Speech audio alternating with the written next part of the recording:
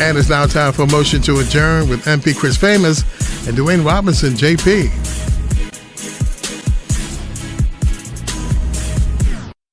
And welcome to Motion to Adjourn. I am Dwayne Robinson, one of the co-hosts, and today we are flying with just the two of us, Dawn. Unfortunately, MP Famous has to work today. So just kicking into, a few condolences at the top of the show, just to the families who have lost Mitchell Barkley, Kenneth Pop Simmons, and Diane Hunt, who was a teacher at the West End Primary. So I know that a lot of families obviously experience a lot of loss. So if we did not name your family, please know that our condolences and our sincerest, heartfelt strength and goodwill is with you and your families during this time. So everyone who has lost, including those families that are listed, please know that here at this team of Motion to Adjourn, we would like to give our sincerest and honest condolences. So please feel free to give us a shout one of these weeks and let us hear about any of the losses that you've had and how much of an impact they had on the community.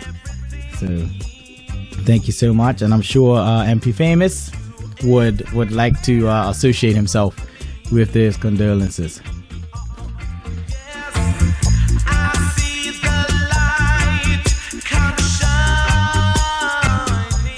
For almost 4 years, the Bermuda Health Council has sought to prevent HMC Burnaby Urgent Care and Medical Imaging from performing medically necessary scans on hip and future care patients. We asked Bermudians, what do you think about the services at HMC? Hamilton Medical Center, for me, it's like a one-stop shop for all of my medical needs. I enjoy coming here because it's conveniently located in town. I also don't have to deal with the backlog of trying to get an appointment. I think that Hamilton Medical Center is an amazing place for people in need of MRIs, CAT scans, x-rays, whatever, bone density tests. Everything is state-of-the-art, it's clean, and it's professional. Service is first class. In fact, everybody that I've encountered since you've had this clinic open, and I sing the praises to everybody that I come in contact with when it comes to somebody that needs medical attention. It's a state-of-the-art type facility, and I don't see why anybody else would choose anywhere else in Bermuda to go. Though the Bermuda Health Council is still appealing a Supreme Court ruling that found in our favor, currently all scans at HMC Burnaby are covered by your insurance, including hip and future care. HMC Burnaby, up-to-date, better, and safer technologies. HMC.BM. It's your right to choose. 94.9 Bermuda. Our 95. And we're back. And today we'll be joined by historian Leonard Stapleton from St. Kitts and Nevis to bring back part 2 of the history and connection between our two islands. Mr. Stapleton, thank you so much for joining us. How are you today? Good afternoon, folks. I'm fine, thank you. So I know that we only have you for a limited time, so I'm going to let you kick in right from the I would say the juicy bits, because I know we can be here for a lot longer than an hour or 25 minutes talking about the entire history, but I'll let you pick one of the juiciest parts that you feel, really highlights St. Kitts and Nevis. Well, thank you. I wanted today to focus on the Kalinago heritage of St. Kitts and Nevis.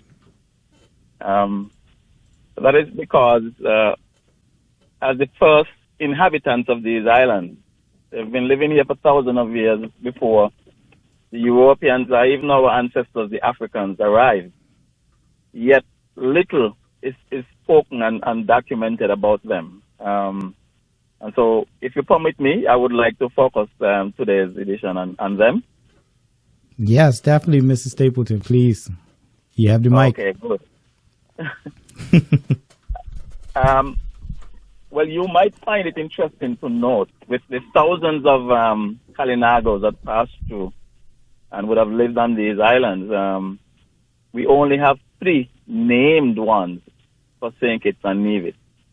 And that is because when Sir Thomas Warner, on his landing 400 years ago, interacted with the chief of the Kalinagos and St. Kitts, he documented the name of the chief and also the name of the chief's son.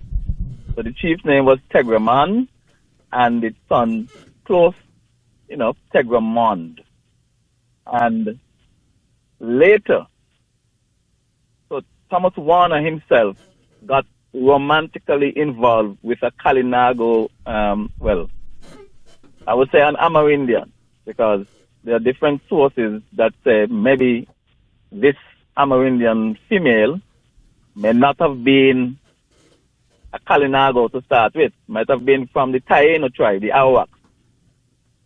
And but she definitely had a romantic love affair with Sir Thomas Warner. That's how it goes, right? Say that again? I said that's how it goes, right? Yeah. The story runs identical to the Pocahontas story with the landing of James Guy Smith in America. Absolutely. But from all accounts, our Amerindian was lovelier. Yes, I believe that. Yeah, but her name was Barbie.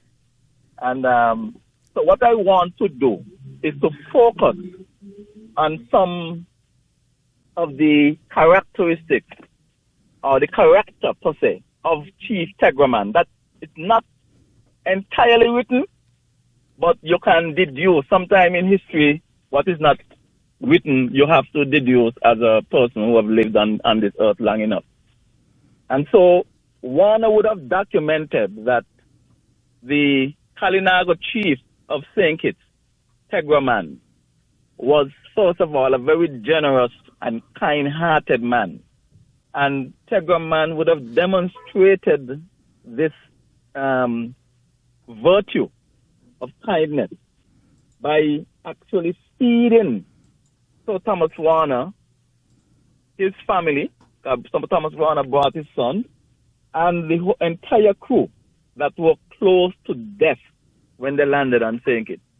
And they fed them for several months, provided shelter for them, and gave them a plot of land for them to engage in the growing of tobacco. Mm-hmm. And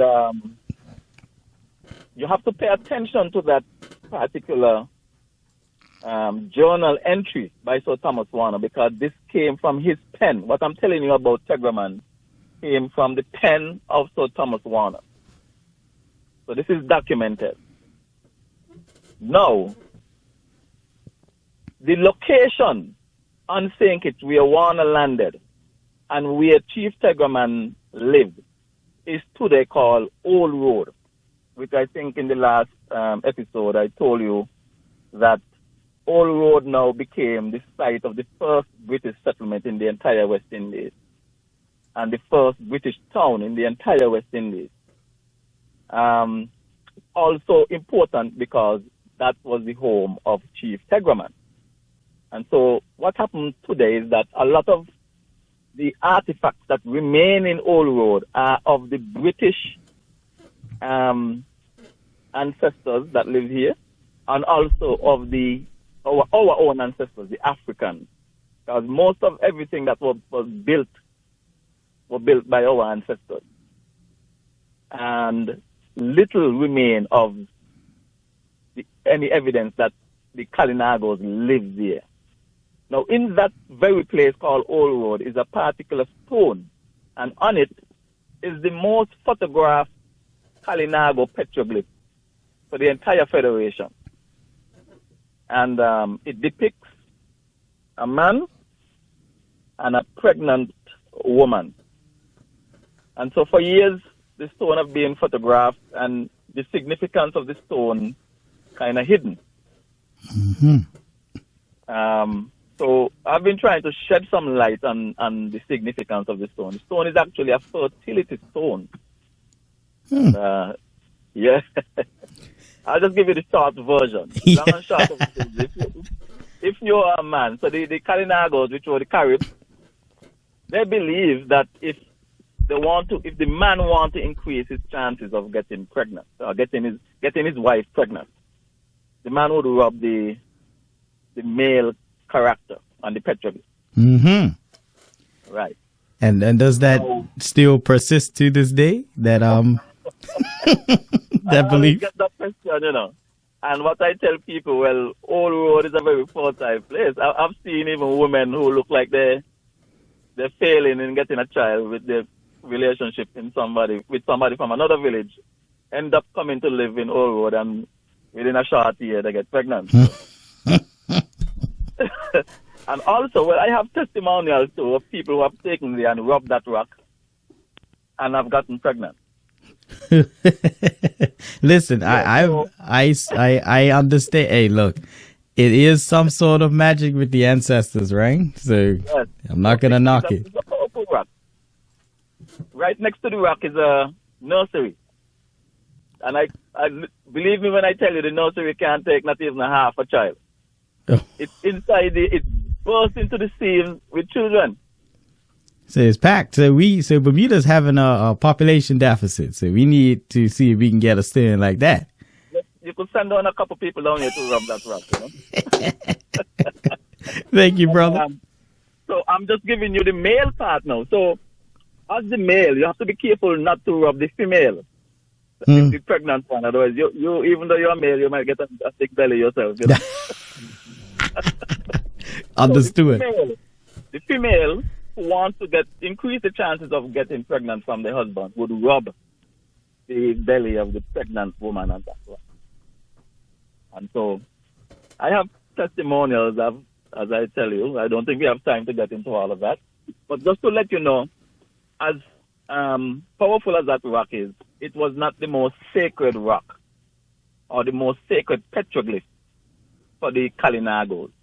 The most sacred petroglyphs actually are in a ravine. The ravine now used to be called the Pelham River, but after 1626, based on the massacre that took place there, where the French and the English, for the first and only time in the history of St. Kitts, they combined their forces to do one thing. And that one thing was to rid the island of the owners of the island, which were the Kalinagos. And so they did that by using superior forces, using their weapons that were more technologically advanced than the bows and arrows and the spears of the Kalinagos. And in that river, the blood of the Kalinagos ran red. And so the river now was renamed Bloody River to immortalize and to send it down to the ages that this river is the site of the massacre of thousands of Kalinagos. I'll tell you how significant that site is. I can't recall the year. I think it's 2000. We had Carifesta Festival of Arts here in St. Kitts. And a contingent of Kalinagos from Dominica came to St. Kitts for that festival. And they were given a tour around the island. And they were not told, because right next to that same ravine is the first free village on the island, a village called Challengers Village. And so interpretation was given about the village, but nothing was said about the massacre of the Kalinagos in that area. But when the Kalinago contingent were passing in the vicinity of the river, they told the driver to stop the vehicle. Now, the story I'm giving you now was told to me by somebody who was actually in the vehicle with them. And they said, something happened here. And whatever happened here, the spirits of those who were affected by that event have not been put to rest. They could feel it. And that is when now the driver relayed to these descendants of the Kalinagos from Dominica that this is the site of the massacre of 1626. And so you're talking about, that spiritual connection. The story is an amazing story, how these people could have felt that something bad happened here. And so they performed the burial rites in the traditional Kalinago way and to set the spirit to rest. So that ceremony was performed on the same site. So up that ravine now, point I'm getting at, are some more petroglyphs. As a matter of fact, you will not find that number of petroglyphs on any one site on any of these islands. And these petroglyphs now are more sacred to the Kalinago because these petroglyphs are not for fertility. These are the deities. These are the gods now. Mm. And they have been, and the fact that they are still there is also amazing. And every time I relate the presence of these petroglyphs in that ravine, I have to give credit to the people that live in that community, the people of Stonefort and Challengers Village. Because from all accounts, these petroglyphs have been there for well over 1,000 years, over a millennium. And they are vulnerable. Anybody can go there. There's no fencing. There's no gate. There's no fee to pay to access these petroglyphs. And so at any time, somebody could get in a rage and go down there and destroy them. But the good people from that community seem to have seen it fit to make sure that these petroglyphs are protected and conserved for posterity. So you can still go there today. If you make a visit to St. Kitts, that's one of the areas you can access free of cost and interact with pre-Columbian Kalinago history. So do they maintain these, or are they just? Yeah, they're there in the on the side of the. It's like you're going through a canyon, because for persons like me who are also interested in geology, it's a nice place to visit because you could see how the river would have eroded a huge section down to a huge depth. And so where the petroglyphs are, it's almost as if they're in a cathedral, because when you're at the riverbed, you could actually put your hand up and touch. You could photograph these things easily because they're actually in line with your face. However, the distance from the petroglyphs all the way up is huge. So it's almost like you're in a cathedral then, where you're seated and you're all the way down, but the roof is all the way up. Is this I don't know if that's the reason why they chose that site. Is this a tourist attraction, or it is a tourist attraction? But it's one of those tourist attractions that the tourists don't know about. Yeah, I figured. It's more for the locals. Yeah, mostly locals, and not even maybe by now, maybe 20% of the locals know about it, and maybe 10% have visited.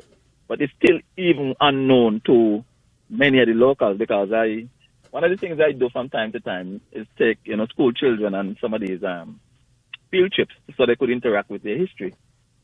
And just around 2 weeks ago I did that, and the teachers, for sure, one of them I think in their 40s, they never heard of the place, but never knew that petroglyphs were up there, and for the first time to set foot in front of the petroglyphs. And then the children were in awe. So, that would now be an experience that would be there for a lifetime. And so it's one of those things that, and sometimes I kind of feel maybe the less people know about it, the better. Agreed. Because it's sacred, right? Yeah, it's a two-edged sword. You want to let people know it's there, but at the same time, you don't want it to be destroyed by people, who don't have a conscience, Agreed. Well, we have a news break coming up, so we're going to take that, and then we'll come right back with you, okay, to close off. Okay. The city of Hamilton is officially putting you on notice. Who isn't looking for something free, fun, and easy to do this Easter weekend? And our most popular event, Fresh Air Films Drive-In Edition, is back. Enjoy the latest blockbusters from the comfort of your own vehicle. Saturday, April 8th at City Hall Car Park. Join us for Minions: The Rise of Gru, starting at 6:30 p.m., and Marvel's Doctor Strange, starting at 8:30 p.m. Food and snack vendors will be available on site, and there will be a few surprise guests and giveaways for the kids. Make some memories in the city from a night you won't soon forget. Pasta is the most popular dish worldwide, and we're introducing Sflolini Pasta, who use the finest organic golden semolina American farms can produce. We're featuring less familiar pastas, zucca, spaghetti, cavatelli, and whole grain reganetti, and their brand new shape, cascatelli, invented in collaboration with Sporkful's James Beard Award winner Dan Pashman. Sflolini Organic Cascatelli's unique convoluted surface is more fork friendly, holds more sauce, and is satisfyingly toothsome. Lindo's, why go anyplace else? You're locked to Power 95, Bermuda's big station, at 94.9 FM, a Bermuda Broadcasting Company station.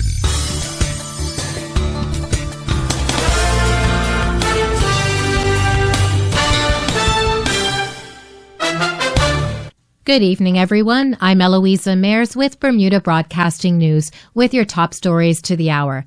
National Security Minister Michael Weeks shuts down claims 2 fire stations will close. Airbnb host says new licensing fees will hurt seniors. Tips won't factor into meeting the new statutory minimum wage, says Labor and Economy Minister Jason Hayward. And those are your top stories to the hour. I'm Eloisa Mayers with Bermuda Broadcasting News. Enjoy your evening.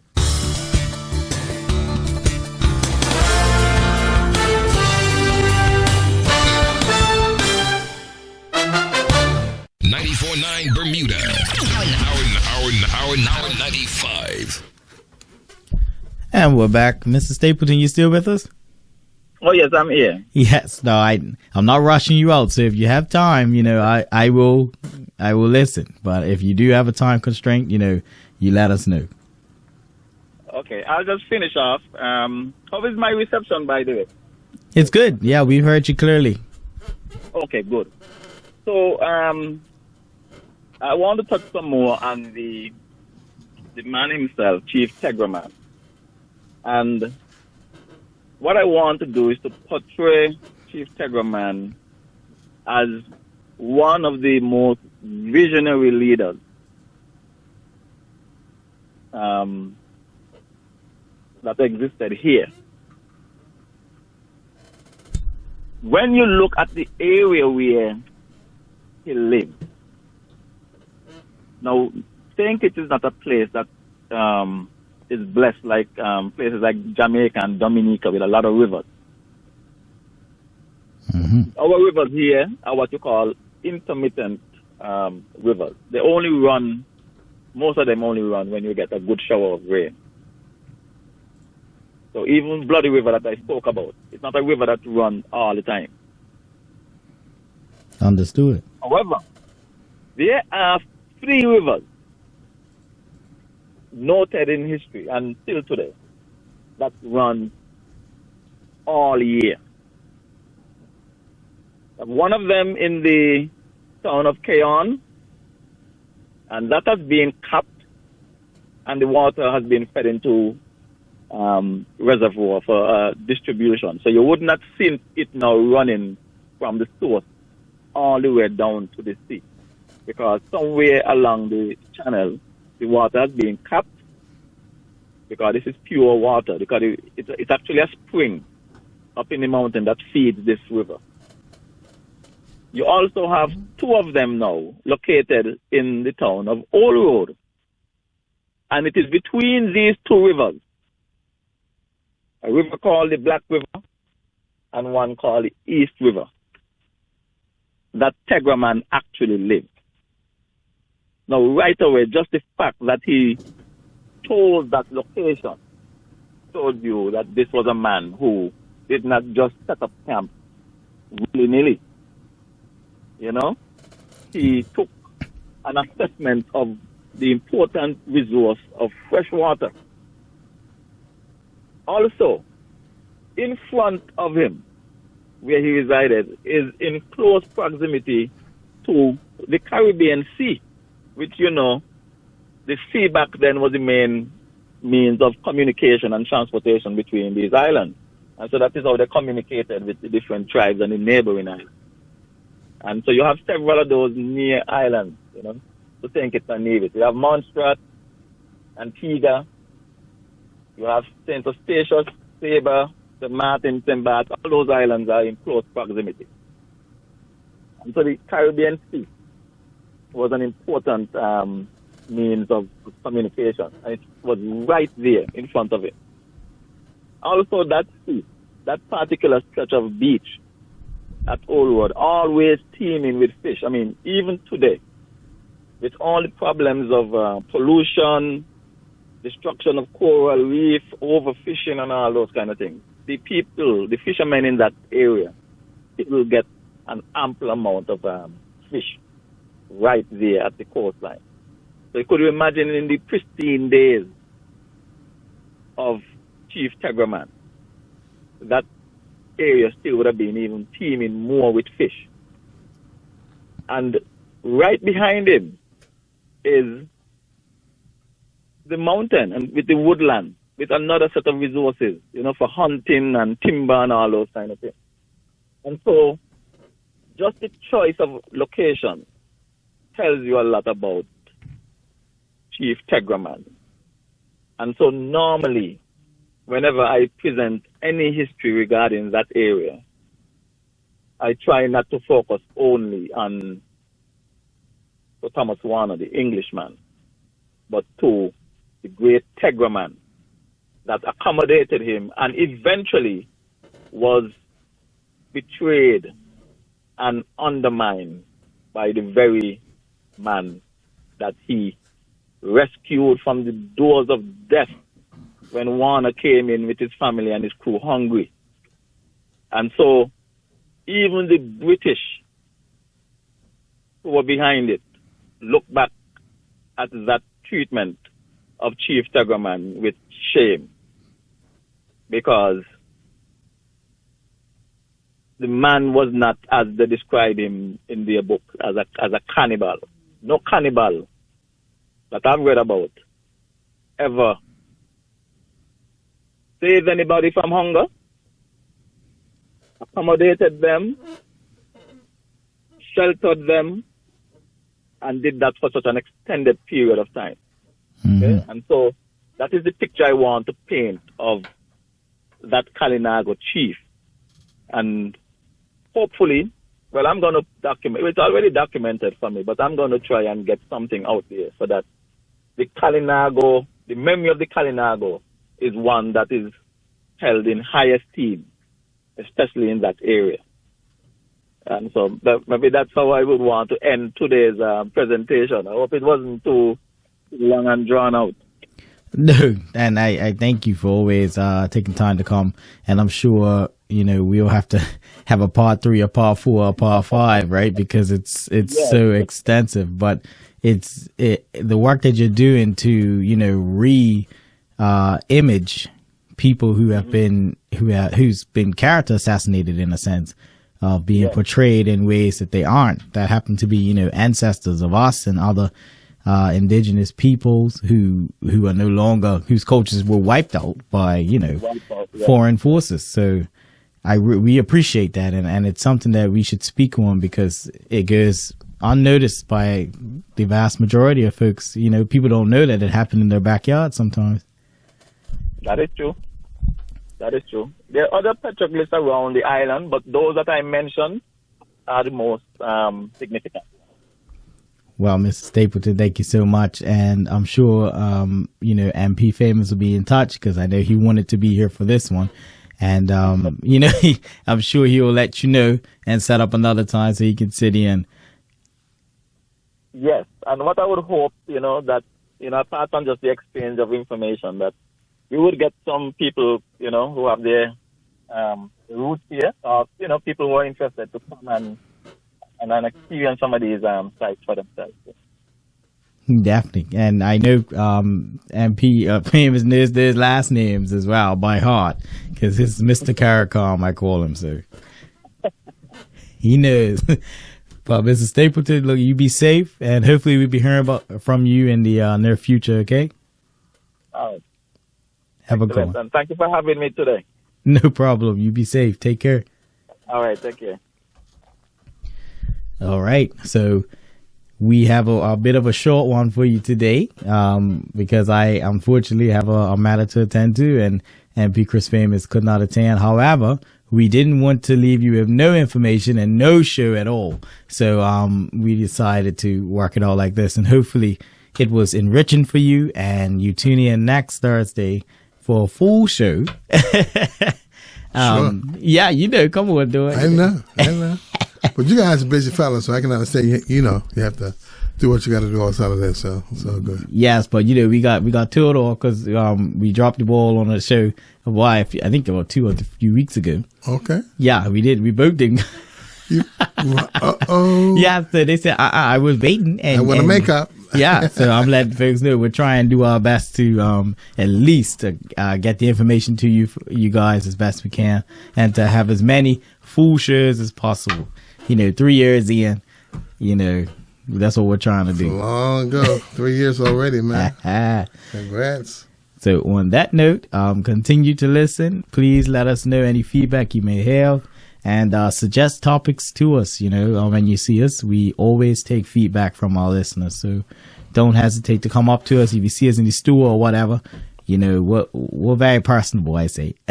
Yeah. What you want to know, man? What you want to talk about? Yeah, well, right. Give me a list.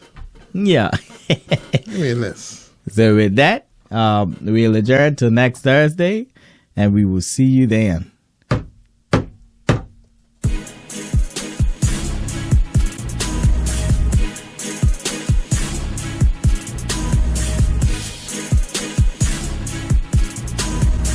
And you have been listening to Motion to Adjourn with MP Chris Famous and Dwayne Robinson, JP.